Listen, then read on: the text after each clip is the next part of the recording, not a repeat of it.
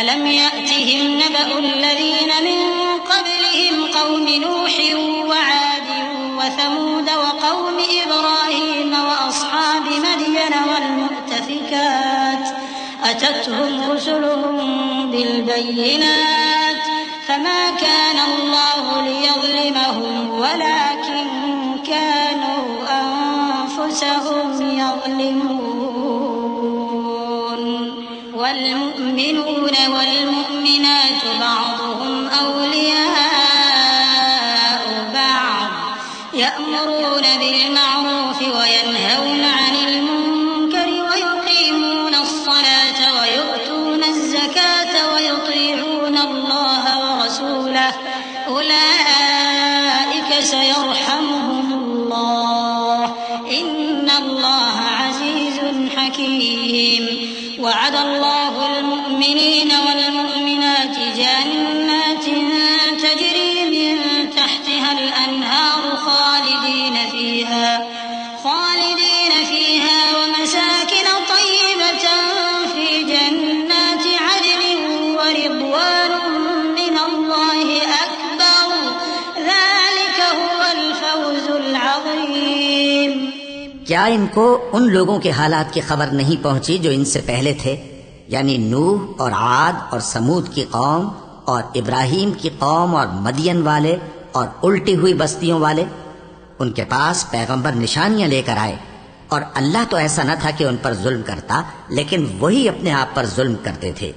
اور مومن مرد اور مومن عورتیں ایک دوسرے کے دوست ہیں کہ اچھے کام کرنے کو کہتے اور بری باتوں سے منع کرتے اور نماز پڑھتے اور زکوٰۃ دیتے اور اللہ اور اس کے پیغمبر کی اطاعت کرتے ہیں۔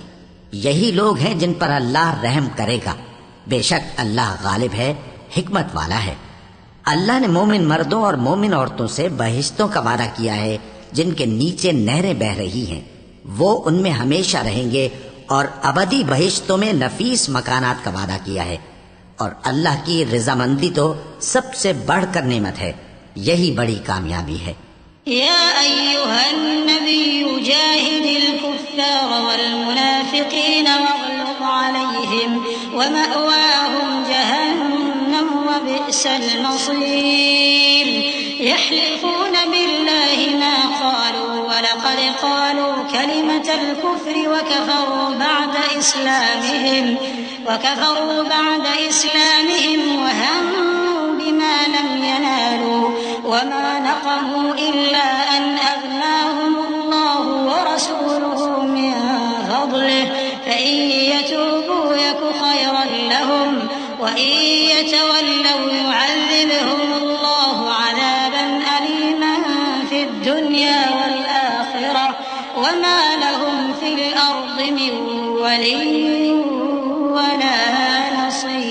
نصير۔ اے پیغمبر، کافروں اور منافقوں سے جہاد کرو اور ان پر سختی کرو، اور ان کا ٹھکانہ دوزخ ہے اور وہ بری جگہ ہے۔ یہ اللہ کی قسمیں کھاتے ہیں کہ انہوں نے تو کچھ نہیں کہا، حالانکہ انہوں نے کفر کا کلمہ کہا ہے اور یہ اسلام لانے کے بعد کافر ہو گئے ہیں، اور ایسی بات کا قصد کر چکے ہیں جس پر قدرت نہیں پا سکے۔ اور انہوں نے مسلمانوں میں عیب ہی کون سا دیکھا ہے سوائے اس کے کہ اللہ نے اپنے فضل سے اور اس کے پیغمبر نے اپنی مہربانی سے ان کو دولت مند کر دیا ہے۔ سو اگر یہ لوگ توبہ کر لیں تو ان کے حق میں بہتر ہوگا، اور اگر منہ پھیر لیں تو اللہ ان کو دنیا اور آخرت میں دکھ دینے والا عذاب دے گا، اور زمین میں ان کا کوئی دوست اور مددگار نہ ہوگا۔ ومنهم من عاهد الله لئن آتانا من فضله لنصدقن ولنكونن من الصالحين فلما آتاهم من فضله بخلوا به وتولوا وهم معرضون فأعقبهم نفاقا في قلوبهم إلى يوم يلقونه بما أخلفوا الله ما وعدوه وبما كانوا يكذبون ألم يعلموا أن الله يعلم سرهم ونجواهم وأن الله علام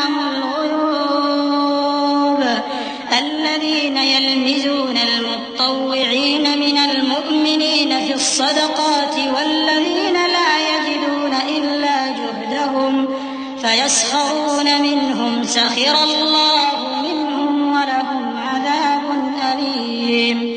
اور ان میں بعض ایسے ہیں جنہوں نے اللہ سے عہد کیا تھا کہ اگر وہ ہم کو اپنی مہربانی سے مال عطا فرمائے گا تو ہم ضرور خیرات کیا کریں گے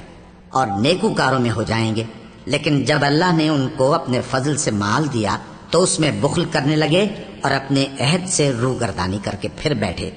تو اللہ نے اس کا انجام یہ کیا کہ اس روز تک کے لیے جس میں یہ اللہ کے روبرو حاضر ہوں گے ان کے دلوں میں نفاق ڈال دیا،